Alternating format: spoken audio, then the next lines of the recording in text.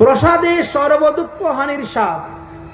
কোন দিন কি প্রসাদ খেলে আপনার কি লাভ হবে সেটাও জানার দরকার, শিকার দরকার। সবার বাড়ি কম বেশি ঠাকুর আছেন, প্রত্যেকেই ঠাকুরের সামনে কিছু না কিছু ভোগ দেন এবং সেই প্রসাদ গ্রহণ করেন। শুনে রাখুন, প্রতিপদ দিবসে ভগবানকে একটু ঘি ভোগ দিবেন, হোক 10 গ্রাম, হোক 10 গ্রামই, 1 চামচই ঘি দেন, খাঁটি গরুর ঘি।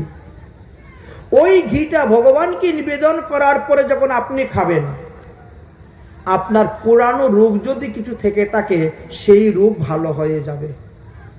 অন্যদিন নয়, কিন্তু প্রতিপদ পঞ্জিকাতে দেখবেন প্রতিপদ তিথি দেখে ঘি ভোগ লাগাইবেন, সেই ঘি প্রসাদ আপনি খাবেন। দ্বিতীয়াতে চিনি ভোগ দিবেন, চিনি অথবা মিশ্রি। ভগবানকে নিবেদন করলেন চিনি প্রসাদ, সেই প্রসাদ আপনি খেলেন, আপনার দেহের মধ্যে বল বীর্য বৃদ্ধি হইবে। বলে আমার তো সুগার ডায়াবেটিস, হোক না, অল্প একটু খাও, প্রসাদ রূপে অল্প একটু গ্রহণ করো, ক্ষতি করবে না, দেহের মধ্যে বল বীর্য বৃদ্ধি হবে।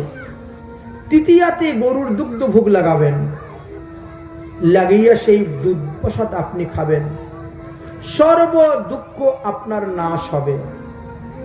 চতুর্থতে চিনিকে পিষে পাউডার বানাবেন, চিনিকে পিষে পাটার মধ্যে পাউডার বানিয়ে দিবেন, সেটা যখন ভগবানকে নিবেদন করে আপনি পাবেন, আপনার বিঘ্ন নাশ হয়ে যাবে, আপদ বিপদ।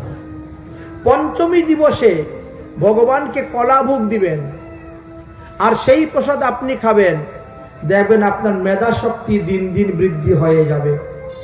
তাহলে যারা স্কুল কলেজে লেখাপড়া করে তারা পঞ্চমীতে কলা খাবে আর অষ্টমীতে নারকেল খাবে না, তাহলে তার সর্বসুমঙ্গল হয়ে গেল। বলে ছেলের লেখাপড়া মনে থাকে না, ছেলে লেখাপড়ায় মন বসে না, দেখেন কারণ কি? প্রসাদের সর্বদুঃখ হানির সাপ। ষষ্ঠীতে একটু মধু ভগবানকে ভোগ দিবেন, সেই ভোগ প্রসাদ আপনি খাবেন, দেখবেন হরিপদ আপনার লাভ হইবে। সপ্তমীতে একটু আখের গুড় ভগবানকে ভোগ দিবেন, সেই প্রসাদ আপনি খাবেন, আপনার দুঃখ, আপনার দুর্দশা দূর হয়ে যাবে। অষ্টমীতে আপনি খই ভোগ দিবেন ভগবানকে, একটু প্রসাদ আপনি খাবেন, আপনার আদি দৈবিক, আদি ভৌতিক, আধ্যাত্মিক এই তিতাব জ্বালা আপনার নাশ হয়ে যাবে। নবমীতে নারকেল ভোগ দিবেন, অষ্টমীতে নয়, নবমীতে নারকেল ভোগ দিবেন, আপনি প্রসাদ পাবেন, আপনার দেহের মধ্যে সৎ সাহস উৎপন্ন হবে। দশমীতে আপনি তিল ভোগ দিবেন ভগবানকে, তিলের লাড্ডু হোক, তিল পিষে হোক, তিল দিয়ে বেসন দিয়ে পকুড়ি বানিয়ে হোক, তিল ভোগ দিবেন। জমালয়ের দরজা আপনার বন্ধ হয়ে গেল, তিল পরিমাণের পাপ আপনার শরীরে থাকবে না, একটু খালি তিল ভোগ দিয়ে তিল প্রসাদ খেলে পরে। দশমীতে একাদশী দিবসে দই ভোগ দিবেন, ঘরের ভিতরে দই বসাবেন শুদ্ধ সদাচার ভাবে। একাদশী ব্রতের দিন বাজারের দই এনে দিবেন না, ওটার মধ্যে ভেজাল থাকে, আটা ময়দা মিশ থাকতেই পারে, তাই ঘরে বসিয়ে সেই দই ভগবানকে ভোগ দিবেন, আর আপনিও ওই দই প্রসাদটা গ্রহণ করবেন, দেখবেন হু হু করে আপনার সম্পত্তি বৃদ্ধি হইতে শুরু হয়ে যাবে, ধীরে ধীরে সম্পত্তি আপনার বৃদ্ধি হবে। দ্বাদশীতে চিরা ভোগ দিবেন, দিয়ে প্রসাদ পাবেন, কৃষ্ণ ভক্তি আপনার লাভ হবে, কৃষ্ণের পদে মতি গতি আপনার হইবে। ত্রয়োদশীতে দুধ ফাটিয়ে একটু বা একটু পনির বানাবেন, ত্রয়োদশীতে ছানা বা পনির বানিয়ে আপনি ভগবানকে ভোগ দিবেন, দিয়ে সেই ভোগ প্রসাদ গ্রহণ করবেন, দেখবেন আপনার বংশে পুত্র সন্তান বেশি হইবে। তাহলে ত্রয়োদশীতে বেগুন খাইলে পুত্র হানি হয়, বংশবৃদ্ধি হয় না। আর ওই ত্রয়োদশীতেই যদি দুধ ফাটিয়ে ছানা বানান, পনির বানান, পনিরের রসা বানিয়ে ভগবানকে ভোগ দেন, আপনার বংশে ছেলে সন্তান বৃদ্ধি হবে। যে সমস্ত মায়েদের ছেলে সন্তান হয় না, মেয়ে সন্তান হয়, খেয়ে দেখুন আপনার ছেলে সন্তান হয়ে যাবে। চতুর্দশীতে ছাতুয়া ভোগ দিবেন, গম, জব, ভুট্টা, বাজরা, চানা, ছুলে সব একসঙ্গে ভেজে কুটে নেন, কুটে ছাতু বানান। সেই ছাতু বানিয়ে আপনি ভগবানকে ভোগ দিয়ে প্রসাদ পান, আপনি বিষ্ণু লোকে চলে যেতে পারবেন বিনা সাধনে, বিনা তপস্যায়, ভগবানের প্রসাদ গ্রহণের দ্বারাই। কারণ একবার যদি কেউ ভগবানের প্রসাদ গ্রহণ করে, এক বেলা 1000টা ব্রতের ফল পায়, 1000টা ব্রতের ফল। এই যে এখানে রান্না হচ্ছে, 7 দিন ধরে লোক আসতেছ, হাজার হাজার লোক প্রতিদিন দুপুরবেলা প্রসাদ পাচ্ছে, রাত্রিবেলা প্রসাদ পাচ্ছে, যেই প্রসাদ পাচ্ছে তারই 1000টা ব্রতের ফল লাভ হচ্ছে। প্রসাদে সর্ব দুঃখ হানির স্বাদ। আর অমাবস্যা পূর্ণিমাতে মিষ্টান্ন রান্না করে ভগবানের ভোগ দিবেন। পারলে কোনো সাধুগুরু বৈষ্ণবকে সেবা দিবেন, না পারলে গ্রামেরই 80-85 যারা আছে তাদেরকে খাওয়াবেন।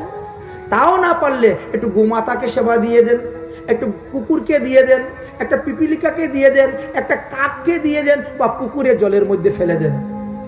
পঞ্চযজ্ঞ হয়ে গেল আপনার। এতে আপনার পিতৃপুরুষ সব উদ্ধার হয়ে যাবে। আজকালকে তো ফ্যাশন হয়ে গেছে চেয়ার টেবিলে খাওয়ার, কিন্তু কুর্ম পুরাণে বলছে মাটিতে বসে আসন করে প্রসাদ পাও, এতে লাভ আছে। মাটিতে বসে শুদ্ধ আসনে বসে যদি কেউ প্রসাদ পায়, প্রসাদ পাওয়া সত্ত্বেও তিনি উপবাসের ফল পাবে। 1 নম্বর। 2 নম্বর হলো পূর্ব দিকে মুখ করে যদি কেউ প্রসাদ খায়, তাহলে তার আয়ু বৃদ্ধি হইবে। যাদের আয়ু বৃদ্ধি হচ্ছে না, মানে আয়ু কম, হয়তো কোনো জ্যোতিষ হাত দেখে বলছে আপনি তো আর বেশি দিন বাঁচবে না, আপনার আয়ু কম হয়ে গেছে। উপায় কি? বলে মহামৃত্যুঞ্জয় মন্ত্র জপ করে শিবের মাথায় বেলপাতা দেন, তাই না? এটাই তো উপায়। কিন্তু এই উপায় ছাড়াও আরেক উপায় আছে। আপনি পূর্ব দিকে মুখ করে বসে প্রসাদ পাবেন, আপনার আয়ু বৃদ্ধি হয়ে যাবে। আর এই মধ্যমা আঙ্গুল দিয়ে তিলক করবেন, আপনার আয়ু বৃদ্ধি হয়ে যাবে। আমাদের এই 4টা আঙ্গুলে তিলক করার বিধান আছে। এই 4টা আঙ্গুলে বৃদ্ধাঙ্গুল দিয়ে তিলক করলে শক্তি বৃদ্ধি হয়, তর্জনী আঙ্গুল দিয়ে তিলক করলে মুক্তি লাভ হয়, মধ্যমা আঙ্গুল দিয়ে তিলক করলে আয়ু বৃদ্ধি হয়, আর অনামিকা আঙ্গুল দিয়ে তিলক করলে ইষ্টদেবের দর্শন পাওয়া যায়। যার যেটা প্রয়োজন সেটা করো। সাদা মাটি দিয়ে তিলক করলে মুক্তি লাভ হয়, কালো মাটি দিয়ে তিলক করলে শান্তি লাভ হয়, হলুদ মাটি দিয়ে তিলক করলে সম্পত্তি লাভ হয়, আর লাল মাটি দিয়ে তিলক করলে বশীভূত করা যায়। যার যেটা পছন্দ হয় সেটাই করতে পারো, নিষেধ নেই। তাই খাবারের বেলায় পূর্ব দিকে মুখ করে যারা বসে খাবে তাদের আয়ু বৃদ্ধি হবে। পূর্বের পরে দক্ষিণ, দক্ষিণ দিকে মুখ করে যারা খাবে তাদের যশ বৃদ্ধি হবে। পশ্চিম দিকে মুখ করে যারা খাবে তাদের সম্পত্তি বৃদ্ধি হবে। আর উত্তর দিকে মুখ করে যারা খাবে তাদের যে দ্রব্য খাবে সেই দ্রব্যেরই সঠিক ফল তারা পাবে। এই তো 4 দিকে বসে খাওয়ার নিয়ম। আপনি কোন দিকে বসে খাবেন সেটা এখন আপনি জানেন, এটা আপনার ব্যাপার, বুঝলেন? খাবারের কারণে আমাদের রোগ সুখ ব্যাধি হয়। রবিবারে মাছ মাংস খেতে নাই, মুসুরি ডাল খেতে নাই, কালাই ডাল খেতে নাই, নিম পাতা খেতে নাই, আদা খেতে নাই, আমলকি খেতে নাই, পুরা ভাত খেতে নাই, পুরা দ্রব্য খেতে নাই। যারা এইগুলা খায় তাদের একদিকে ধর্মহানি হয়, আরেকদিকে স্বাস্থ্যহানি হবে।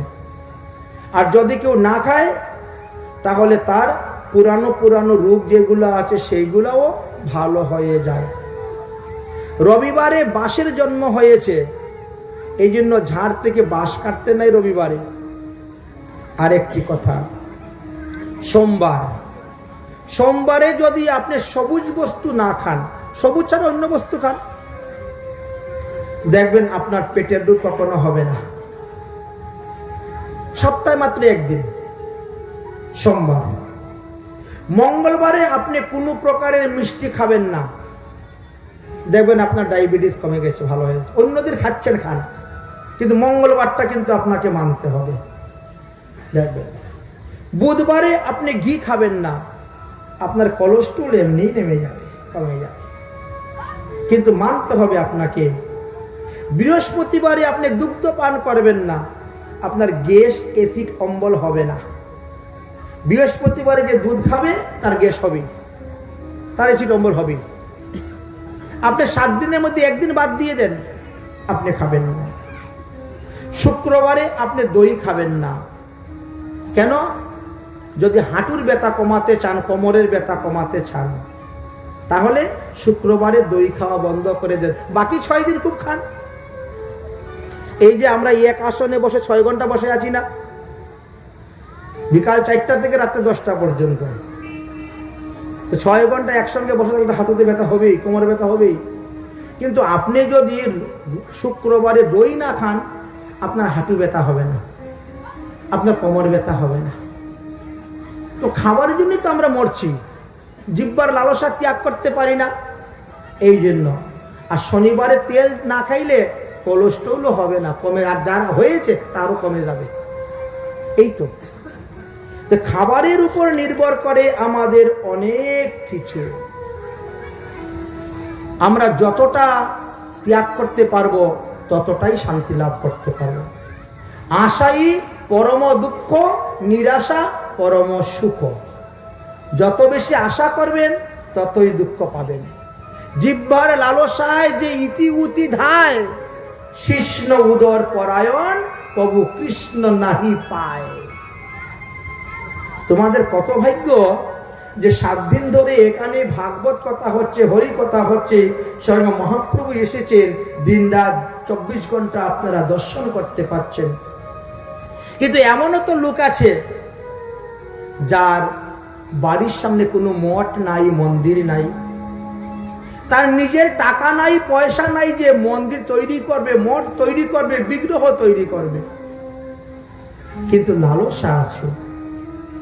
তাই এক ভক্ত ভগবানকে প্রার্থনা করছে, ভগবান তুমি কোনো ভক্তের হৃদয়ে প্রেরণা দাও, সেজন্য আমার বাড়ির কাছে এসে জায়গা কিনে একটা মন্দির বানায়।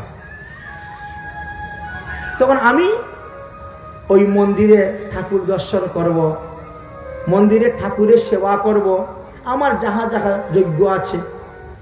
কেউ যদি মন্দিরে ঘন্টা বাজায়, শঙ্খ বাজায়, আমি শুনতে পাবো, গান গাইব, এতে আমার লাভ হবে। আমার তো সামর্থ্য নাই মন্দির বানাবার, বিগ্রহ বানাবার। তাই ভগবানের কাছে প্রার্থনা করছি, हे भगवान मेरी घर की आगे सामने तेरा एक मंदिर बन जाए,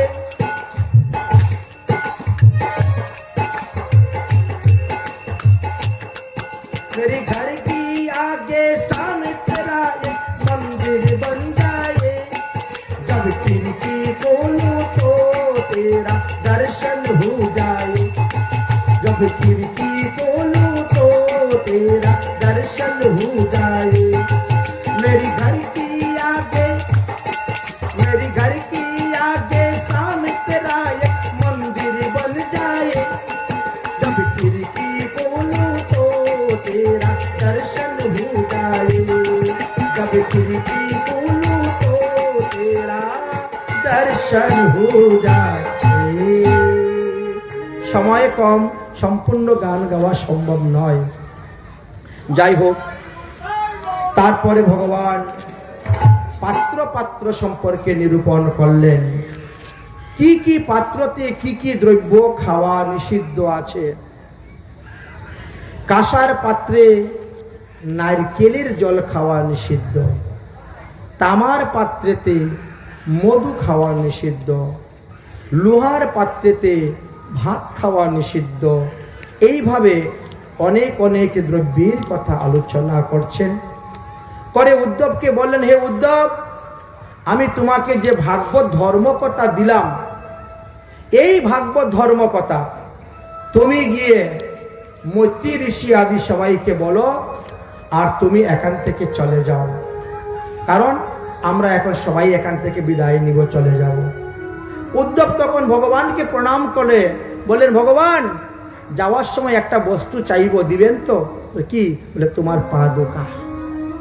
ভগবানের পাদুকা উদ্ধব মাথায় করে নিয়ে রওনা হয়ে চলে গেলেন বদ্রীনাথের দিকে।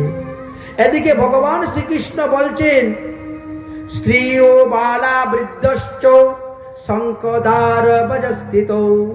হে বালকগণ, হে স্ত্রীগণ, হে অবলা নারীগণ, সবাই মিলে তাড়াতাড়ি করে শঙ্খদ্বারে চলে যাও, দ্বারকা কিন্তু এখন ডুবে যাবে। তাই সবাই মিলে দৌড়তে শুরু করেছেন, রথের মধ্যে উঠে তারা রওনা হয়েছেন যাওয়ার জন্য। গেলেন কোথায়? প্রবাস ক্ষেত্রে। ভগবান শ্রীকৃষ্ণ বললেন, যজ্ঞ করো, দান করো, হোম করো, জপ করো, তপ করো। আরম্ভ হয়েছে যজ্ঞ, দান, হোম, জপ, তপ।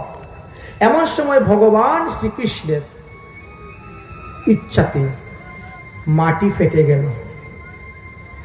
মাটি ফেটে গেল, আর তার থেকে এক ধরনের রস বেরোলো, একে বলা হয় ম্রিয়মান মদ। ওই যে রসটা বেরিয়েছে, ওই রসের ঘ্রাণ যখন নাকে গিয়েছে, তখনই তারা মত্ত হয়ে গেছে। আর যারা পান করেছে তাদের তো আর উপায় নেই। আচ্ছা, মদের ঘ্রাণ নিলেও তো অনেকে মত্ত হয়ে যায়, আর যারা পান করে এদের তো উপায় নেই। তারা তো তখন ধরাকে সরা জ্ঞান করে, সমস্ত রাজ্যটা এখন তার হয়ে যায়। এবার মদের মত্ততায় কি করেছে, সবাই আত্মীয়তা ভুলে গিয়েছে। নাতি দাদুর সঙ্গে ঝগড়া করে, ভাই কাকার সঙ্গে ঝগড়া করে, ভাইগিনা মামার সঙ্গে ঝগড়া করে, বাপ বেটা শুরু হয়ে গেছে ঝগড়া, হাতাহাতি মারামারি করে শুরু হয়ে গেছে ঝগড়া। কৃষ্ণ বলরাম দুজন বারবার চেষ্টা করেও তাদেরকে সামলাতে পারছেন না। তারা কৃষ্ণ বলরামকে মারার জন্য যাচ্ছে, তখন ওই যে এরকা কাষ্ঠ নিয়ে তুলেই মারতে শুরু করলেন। আর এইভাবে করতে করতে 56 কোটি যদুবংশ নাশ হয়ে গেল। ভগবান শ্রীকৃষ্ণ বলছেন, বলরাম দাদা, পৃথিবীর ভার হরণ করা হয়ে গেছে, এবার তুমি মহাপ্রস্থান যাও, তোমার ছুটি। বলরাম তখন সর্পরূপ ধারণ করে নিলেন, পরে সমুদ্রে গিয়ে ডুব দিলেন আর বৈকুণ্ঠে চলে গেলেন। ভগবান শ্রীকৃষ্ণ বললেন, এবার আমার যাওয়ার পালা। তাই একটা পুকুর পাড়ে অশ্বত্থ বৃক্ষের নিচে গিয়ে বসেছেন, বাম পায়ের উপর ডাইন পাওটা তুলেছেন, তুলে এরকম করে হিলাচ্ছেন আর বসতেছেন। এদিকে ওই যে বিয়াদ, সেই বিয়াদ হরিণ শিকার করার জন্য বেরিয়েছে। হঠাৎ করে চেয়ে দেখতে চারি, ওখানে একটা হরিণের মুখ নাকি, হরিণের মুখ মনে হয় দেখা যাচ্ছে, আসলে তো ভগবান শ্রীকৃষ্ণের চরণতল। ভগবান শ্রীকৃষ্ণের চরণতলকে হরিণের মুখ মনে করে একেবারে নিশান লাগিয়ে দিয়েছে বাণ, ভগবান শ্রীকৃষ্ণের চরণে গিয়ে ফুটে গেছে। আচ্ছা, কুরুক্ষেত্রের যুদ্ধে 18 অক্ষয়িনীর যুদ্ধ হলো। দুর্যোধনের পক্ষে 11 অক্ষয়িনী সৈন্য, কেউ তো কৃষ্ণের শরীরে একটা বাণও মারতে পারে নাই। ঢুকেছে কখনো কৃষ্ণের শরীরে বাণ? কোথায় লেখা আছে? নাই। তাহলে এতজন যোদ্ধায় এত দিক থেকে বাণ মারতেছে, কৃষ্ণের শরীরে ঢুকলো না কেন? আর পায়ের নিচে বিয়াদের বাণ ঢুকে গেল কেন? এটা একটা আশ্চর্য কথা না? এর পিছনে একটা রহস্য আছে। জানেন আপনার রহস্যটা? একবার দুর্বাসা ঋষি তীর্থ ভ্রমণ করতে বেরিয়েছে। তো দুর্বাসা ঋষির যে শিষ্যগণ আছে, শিষ্যরা রথ টেনে নিয়ে যায়, ঘোড়া টুরা নেই, শিষ্যরা রথ টেনে নিয়ে যায়। এখন রথ যেতে যেতে দ্বারকায় গিয়ে উপস্থিত হয়েছে। ভগবান শ্রীকৃষ্ণ শুনলেন দুর্বাসা ঋষি এসেছেন তীর্থ ভ্রমণ করতে, তাহলে যাই একটু নিয়ে আসি। এখন দুর্বাসা ঋষির কাছে গিয়ে পড়ছেন, প্রভু আপনি একটু চলেন আমাদের দ্বারকায়, একটু পদার্পণ করুন, পদধূলি দিবেন। দুর্বাসা বলেন, যেতে পারি, তবে আমার শিষ্যরা যেভাবে রথ টেনে নিয়ে যাচ্ছে ওভাবে তুমি আর রুক্মিণীজি টেনে নিয়ে যাও, তাহলে যেতে পারি। ভগবান তাতেও রাজি, তথাপিও আপনার চরণ ধুলি আমার বাড়িতে পড়া চাই। এখন রুক্মিণী একদিকে আর শ্রীকৃষ্ণ একদিকে, দুজনের রথ টানতে শুরু করেছেন। দুর্বাসা তো বসে আছেন। যাই হোক, নিতে নিতে গিয়ে একেবারে গিয়ে পৌঁছিলেন দ্বারকায়।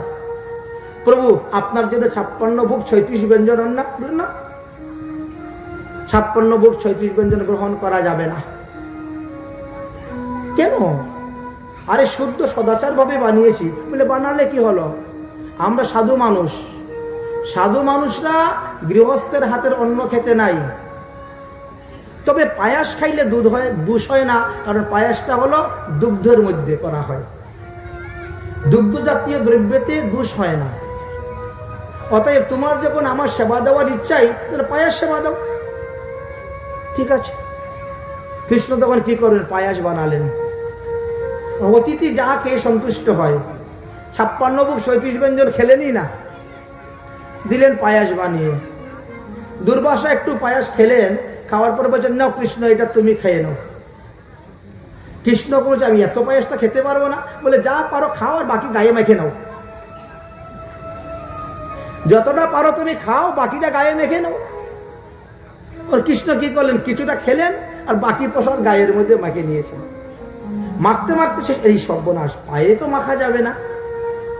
সাধুর উচিষ্ট ভগবান নিবেদিত প্রসাদ। মহারাজ, গায়ে তো মাখতে বলছেন, গায়ে মাখিয়ে নিয়েছি, কিন্তু প্রসাদ তো পায়ে মাখা যাবে না। দুর্বাসা বলছে, এই তো হয়েছে। যতখান জায়গা তুমি এই প্রসাদ মেখেছ, এতটা জায়গা তোমার লোহার মতো বজ্র হয়ে যাবে, এর মধ্যে কখনো বান ঢুকবে না। কিন্তু পাটা তোমার কিন্তু কোমল রয়ে গেল। পায়ে কিন্তু কেউ বান মারলে বান ঢুকে যাবে, দেখেছেন? ওই কারণে ওই বিয়াদ পায়ের মধ্যে বান মেরেছিল, ঢুকে গেল।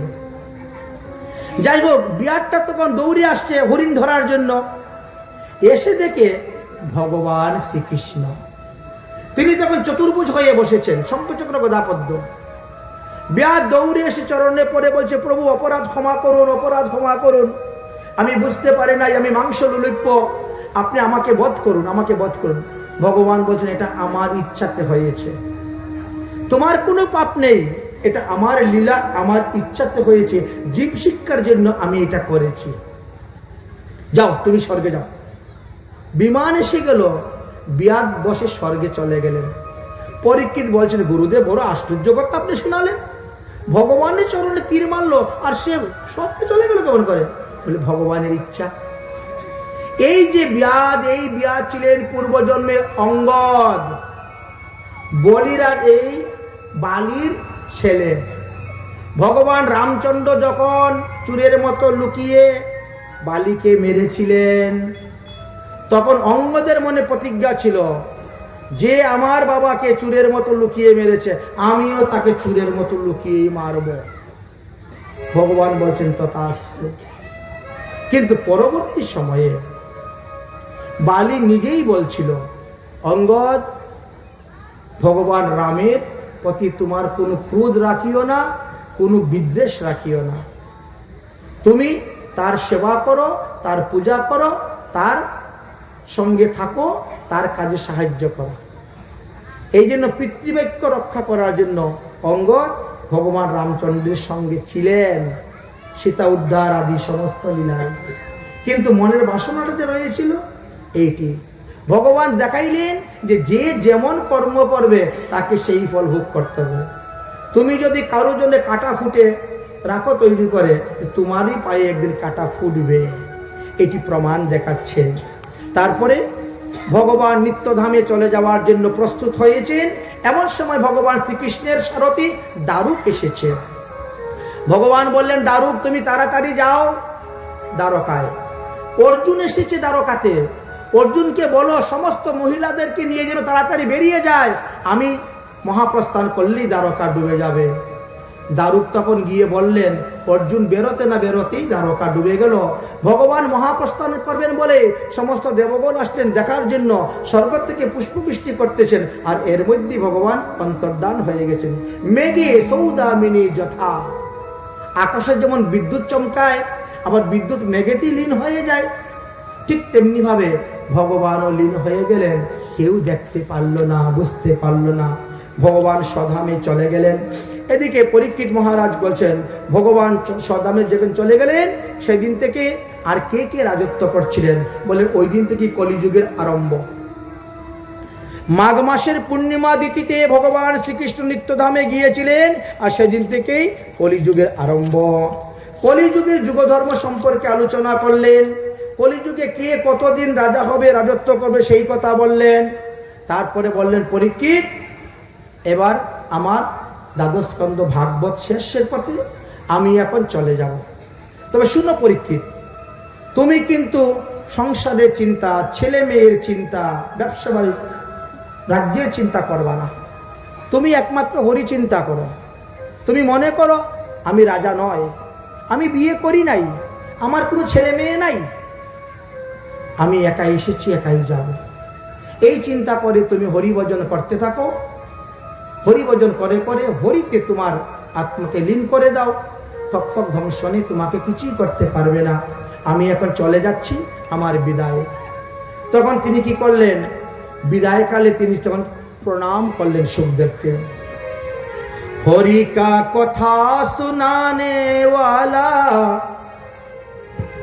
हरि का नाम सुनाने वाला, हरि का लीला सुनाने वाला, तुमको लाखों प्रणाम, तुमको लाखों प्रणाम। हरि का कथा सुनाने वाला, प्रभु का नाम सुनाने वाला, प्रभु का लीला सुनाने वाला, तुमको लाखों प्रणाम, तुमको लाखों प्रणाम, तुमको लाखों प्रणाम। हम ढूंढे रहे थे वन में, हम ढूंढे रहे थे वन में, तो बेटे थे तन में। हम ढूंढे रहे थे वन में, तो बेटे थे तन में। अरे वो राह बताने वाला, अरे वो मुक्ति दिलाने वाला, तुमको लाखों प्रणाम, तुमको लाखों प्रणाम। हरि का कथा सुनाने वाला, प्रभु का नाम सुनाने वाला, प्रभु का लीला सुनाने वाला, तुमको लाखों प्रणाम, तुमको।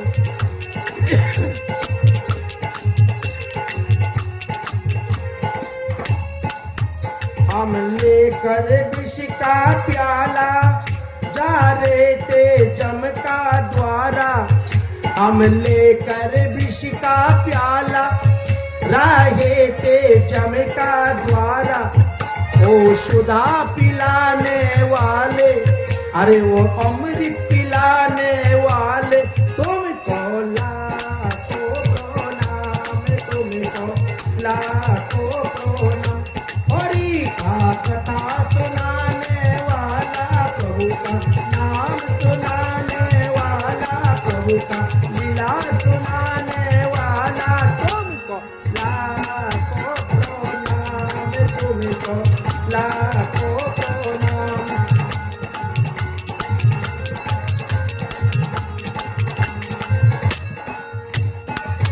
हम बाट तेरा क्या पावे, बस्ती से झुकाते आवे।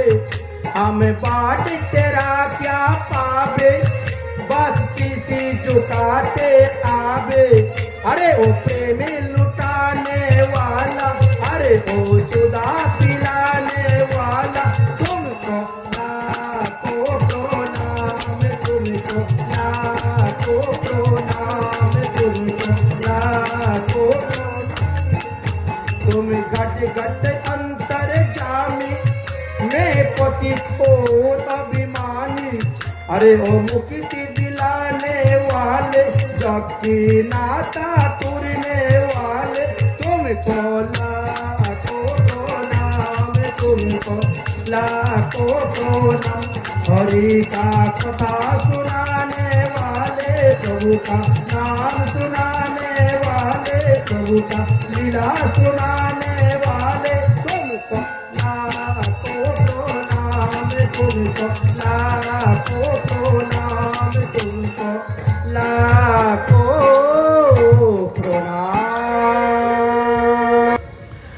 পরমহংস শিরোমণি সুখদেব গোস্বামী পাদ সেখান থেকে উঠে চলে গেলেন। পরীক্ষিত মহারাজ ভগবান শ্রীকৃষ্ণের ধ্যানে মগ্ন হয়ে গেলেন। তিনি ভগবান শ্রীকৃষ্ণচন্দ্রের ধ্যান করতে আরম্ভ করেছেন। আর ধ্যান করতে করতেই তিনিও ভগবানের সঙ্গে লীন হয়ে গিয়েছেন। সবাই মনে করছেন পরীক্ষিত ধ্যান করতেছে বসে, বাস্তবে তিনি তখন আর নাই, এই দেহের মধ্যে থেকে প্রাণ চলে গেছে। এদিকে তক্ষক নাগ রওনা হয়েছেন। তিনি চিন্তা করলেন এত হাজার হাজার লোকের মধ্যে আমি ঢুকবো কেমন করে। তাই তক্ষক কি করছে, তার নিজের আসল রূপটাকে একটি বদরি ফলের ভিতরে ঢুকিয়ে রেখে দিয়েছে। কুল বড়ই ওর ভিতরে ঢুকিয়ে রেখে দিয়েছে। আর নকল বেশ ধারণ করে অনেকগুলো ফল একটা ঝুড়ির মধ্যে করে মাথায় নিয়ে রওনা হয়েছে পরীক্ষিতের সভাতে ঢুকবে। এদিকে কশ্যপ নামে একজন ঋষি ছিলেন, তক্ষক নামক কশ্যপ। তিনি সাপের বিষ ঝাড়তে জানেন। তিনি ভাবছেন তক্ষক নাগে কামড় দিবে আর আমি বাঁচিয়ে ফেলবো, তাহলে রাজার কাছ থেকে বহুমূল্য উপহার পাবো, 7 রাজার ধন আমি পাবো। এই জন্য তিনি যাচ্ছেন বাঁচানোর জন্য। রাস্তায় মধ্য রাস্তায় আসার পরে দুজনের সঙ্গে দুজনের দেখা দেখি। তো কশ্যপ নামক তক্ষক যে ছিলেন তিনি বলছেন, তক্ষক নামক যে কশ্যপ ঋষি বলছেন, কি ব্যাপার এই ফুলের ঝুড়ি মাথায় নিয়ে কোথায় যাচ্ছ? বলে যাচ্ছি পরীক্ষিতের সভাতে অনেক মুনি ঋষিগণ আসছে না, মুনি ঋষিগণ তো 7 দিন ধরে কোনো কিছু খায় নাই, খালি হরি কথাই শুনতেছে, তাই এদের জন্য একটু ফল নিয়ে যাচ্ছি। ও আচ্ছা আচ্ছা, ভালো ভালো, খুব ভালো। তো আপনি কোথায় যাচ্ছেন ব্রাহ্মণ ঠাকুর? বলে আমি তো সাপের বিষ ঝাড়তে জানি, শুনেছি পরীক্ষিতকে নাকি তক্ষক নাগে এসে ধ্বংসন করবে, তো আমি গিয়ে বাঁচিয়ে দিব, 7 রাজার ধন পাবো, তাই আমি যাচ্ছি। তক্ষক বলে, বা আপনার কোনো অভিজ্ঞতা আছে তক্ষক সম্পর্কে? তক্ষক নাগ যাকে ছুবল মারে সঙ্গে সঙ্গে তার গায়ে আগুন লেগে যায় এবং শরীর ভস্ম হয়ে যায়, আপনি বাঁচাবেন কেমন করে? বলে এক মুষ্টি ছাই পেলেই হলো আমার। এত বড় তন্ত্রমন্ত্র বিশারদ? বলে হ্যাঁ, এক মুষ্টি ছাই যদি আমি পরীক্ষিতের পাই, ওই ছাই থেকে আবার মন্ত্র বলে পরীক্ষিত বানাই দিব। বলে বাহ, তাহলে তো পরীক্ষা হয়ে যাক। বলে পরীক্ষাটা করবো কেমন করে, তক্ষক পাবো কোথায়? তখন তক্ষক বলছে, আমিই তো তক্ষক। হ্যাঁ, তো তুমি তো মানুষ। বলে আমি বহু রূপ ধারণ করতে পারি, আমি মানুষের রূপ ধারণ করতে পারি, পুরুষের রূপ, নারীর রূপ, পাখির রূপ, পশুর রূপ ধারণ করতে পারি। আমার আসল রূপ তো ঝুড়ির ভিতরে আছে। আসুন তাহলে পরীক্ষা হয়ে যাক, আপনি কত বড় উস্তাদ হয়েছে। সামনে গিয়ে দেখা একটা গাছ আছে, গাছের গোড়াতে গিয়ে তক্ষক মেরেছে ছুবল, গাছ আগুন লেগে গেছে, গাছের পাতা সব পুড়ে উড়তে শুরু হয়েছে। ব্রাহ্মণও লাভ দিয়ে এক মুষ্টি পাতা ধরে ছু মন্ত্র দিয়েছে, আবার যেই গাছ সেই গাছ হয়ে গেছে, ফলে ফুলে পরিপূর্ণ গাছ। বাবা, এত বড় তান্ত্রিক লোক আছে জগতে, মন্ত্রের শক্তি যাবে কোথায়? মহারাজ, আপনি পরীক্ষিতকে বাঁচাতে যাবেন না কেন? পরীক্ষিতকে বাঁচাতে গেলে ওই ব্রাহ্মণের বাক্য অবমাননা হবে। আপনি একজন ব্রাহ্মণ হয়ে একজন ব্রাহ্মণকে অবমাননা করবেন? ওই ঋষি পিতৃ সিংহী যে অভিসম্পাদ দিয়েছিল তার বাক্যকে অবমাননা করা হবে। আর পরীক্ষিতকে বাঁচিয়ে আপনি যে ধন পাবেন তার থেকে 7 গুণ ধন আমি আপনার বাড়িতে দিয়ে দিব, আপনার 14 পুরুষ খাইয়ে শেষ করতে পারবে না।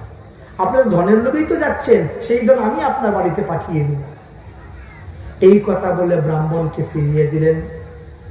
তক্ষক নাগ ফলের ঝুড়ি মাথায় নিয়ে গেলেন, কেউ বাধা দিল না। ধীরে ধীরে গিয়ে একেবারে পরীক্ষিতের কাছেই ফলের ঝুড়িটা রাখল। তখন পরীক্ষিতের দেখে কিন্তু প্রাণ নেই, মৃতদেহ। ওই পরীক্ষিতের মৃতদেহের মধ্যে ছুবল মেরেছে, যেই ছুবল মেরেছে এমনি আগুন লেগে গেছে, ভস্ম হয়ে গেছে। আর তক্ষক নাগ লাফ দিয়ে গঙ্গাতে পড়ে গঙ্গার জলে দিয়ে চলে গেছে, কেউ তাকে মারতে পারলো না। এদিকে স্বর্গ থেকে পুষ্প বৃষ্টি বৃষ্টি হচ্ছে পরীক্ষিতের উপর। আর যতজন বসেছিলেন সবাই বলেন, বলো পরীক্ষিত মহারাজ কি। পরীক্ষিত মহাপ্রস্থান হয়ে গেল। সংবাদ গিয়ে পৌঁছিল জন্মেজয়ের কানে, তোমার বাবাকে তক্ষক নাগ ধ্বংসন করেছে, তোমার বাবার শরীর পুড়ে ছাই হয়ে গেছে। শুনে তিনি খুব রেগে গেলেন এবং তিনি একটি সর্পযজ্ঞ আরম্ভ করলেন। সেই সর্পযজ্ঞতে লক্ষ লক্ষ সর্প এসে পুড়ে মরল, কিন্তু তক্ষক আসছে না। এই জন্য তিনি রেগে গেলেন, হে ব্রাহ্মণগণ, তোমাদের মন্ত্রিতে কি শক্তি নাই? আমার পিতাকে যে বধ করেছে তক্ষক, সে কেন এখনো আসছে না, যজ্ঞ পুড়ে মরতেছে না? ঋষিগণ বললেন, এই তক্ষক নাগ দেবরাজ ইন্দ্রের শরণাপন্ন হয়েছে। দেবরাজ ইন্দ্র কি করছেন? স্বর্গের সিংহাসনের সঙ্গে তক্ষককে বেঁধে দিয়েছেন, আর সিংহাসনের উপরে বসে আছেন ইন্দ্র। তাহলে আসবে কেমন করে? বলে, কেন? এমন মন্ত্র বলো যে ইন্দ্রের সিংহাসন সহ ইন্দ্র সহ তক্ষক নাগ এসে পুড়ে মরুক।